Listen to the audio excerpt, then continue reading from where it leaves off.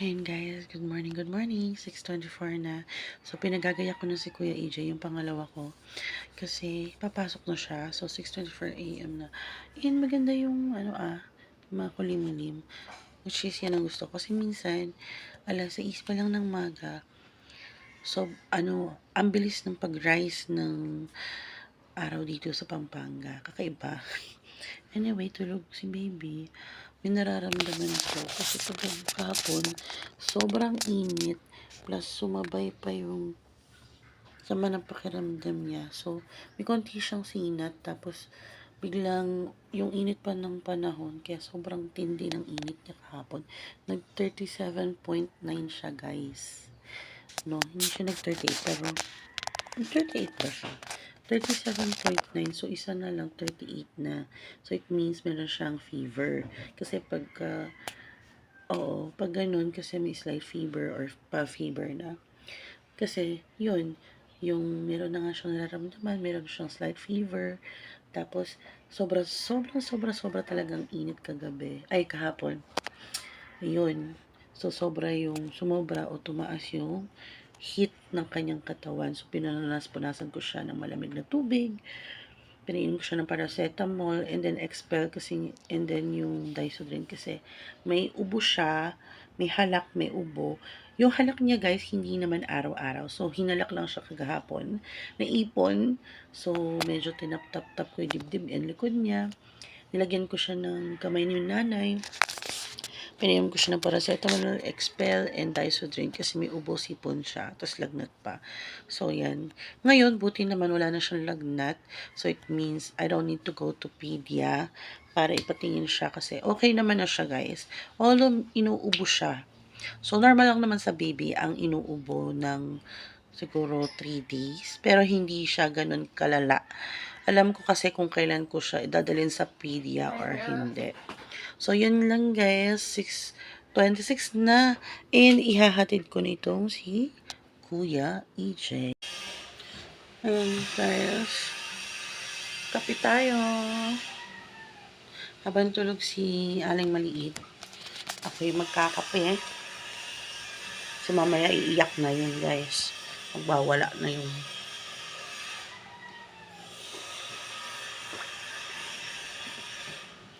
Kaso namuo yung creamer.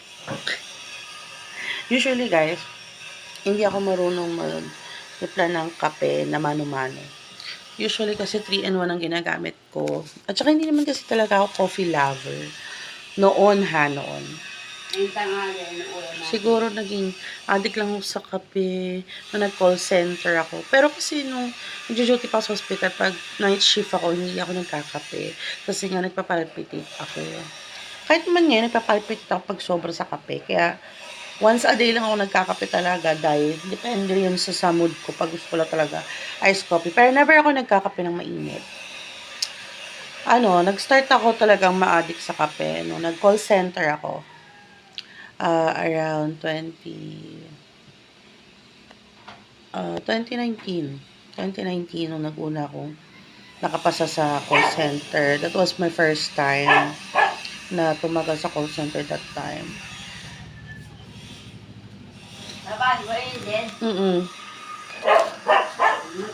Oo. Ay, hindi. Meron. Maghahatid ako mamaya. Ayan. Ito, mano-mano to. Yung sa taas na Nescafe na red. Original.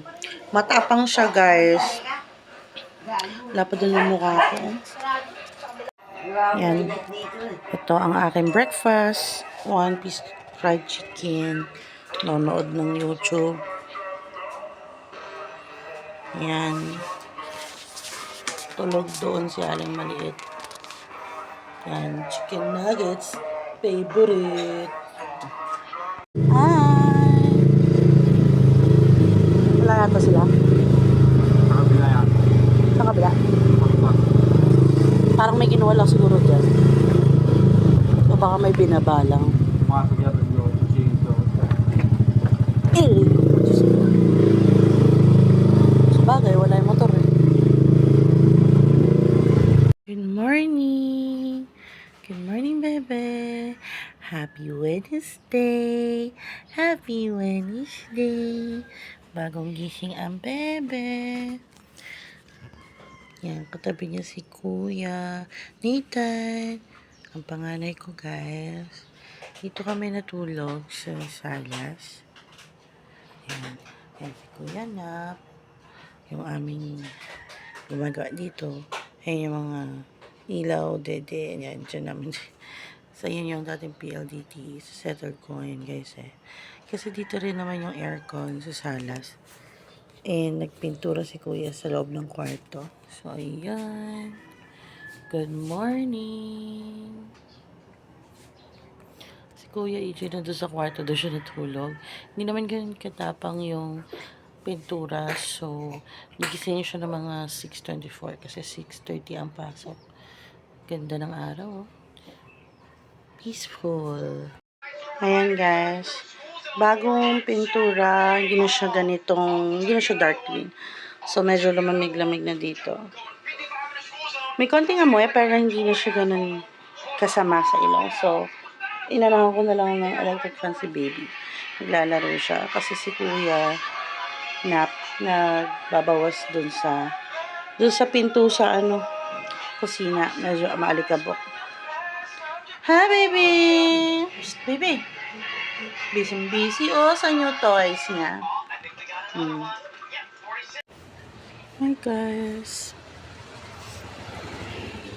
Sinamahan ko si ate dito sa HOA. Kasi, kuha siya ng HOA letter. Kasi mag-apply siya ng indigency. Ako naman, mamaya mag-a-apply ako 5 p.m. doon sa clinic dito sa amin sa subdivision for yakap. Ito yung subdivision dito sa phase 11 to eh. Ayan nyo, ito yung HOA. Yan. Ay, sobrang init. Buti nga ngayon naglaylo. Na kasi 1:57. So, babalik na rin kami. Actually, kanina pa kami galing sa barangay tsaka dito sa HOA. Close kasi ka nag-lunch break. Pero ngayon kasi 1:57 na. So, kumuha muna kami ng HOA letter. Tapos, diretso na ulit kami balik sa barangay para sa indigency. Init. Diyos ko po. Yan. Actually, si ate, parang best friend ko na yan. Kaso, matigas din ang ulo to eh. Nagmumurang kamigas to eh. Kaya, ngayon, pinagbigyan ng best friend si naman ko. So, yun lang, guys. Ayan, pinag-drive ko siya.